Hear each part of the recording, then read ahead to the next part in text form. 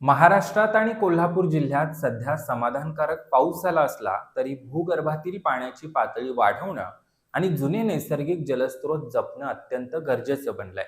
याच पार्श्वभूमीवर शेंडा पार्क परिसरातील जरगनगर बाजूला गेल्या अनेक वर्षांपासून अस्तित्वात असलेल्या जुन्या तलावाचं संवर्धन आणि पुनरुज्जीवन शिवाजी विद्यापीठातील तलावाच्या धर्तीवर करण्यात यावं, या मागणीचं निवेदन महात्मा फुले कृषी विद्यापीठ केंद्र कोल्हापूर इथल्या अधिकाऱ्यांना देण्यात आलं.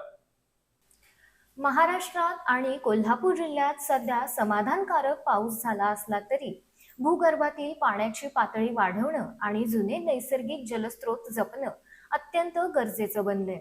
हा जुना जलस्रोत परिसराची जैवविविधता आणि नैसर्गिक अधिवास टिकवून ठेवण्याच्या दृष्टीने अत्यंत महत्वाचा आहे.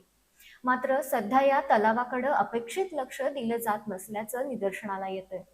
भविष्यात शेंडा पार्क परिसरात विविध शासकीय कार्यालय, प्रकल्प आणि इतर विकास कामं मोठ्या प्रमाणावर प्रस्तावित आहेत.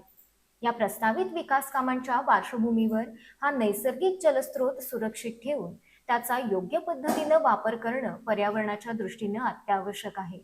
या गंभीर विषयाची दाखल घेत महात्मा फुले कृषी विद्यापीठ केंद्राच्या अधिकाऱ्यांनी प्रत्यक्ष तलावाच्या ठिकाणी उपस्थित राहून परिसराची पाहणी केली.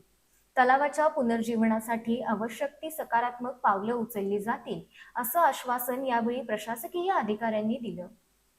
या प्रसंगी कोल्हापुरातील सामाजिक आणि पर्यावरणीय क्षेत्रात कार्यरत असलेल्या विविध संस्थांचे प्रतिनिधी उपस्थित होते. यामध्ये youth foundation, world for nature, परिपूल नूतनीकरण समिती आणि रामेश्वर पत्के फाउंडेशनच्या सदस्यांचा समावेश होता. या संस्थांनी प्रशासनाला लवकरात लवकर ठोस कारवाई करण्याची विनंती केली आहे.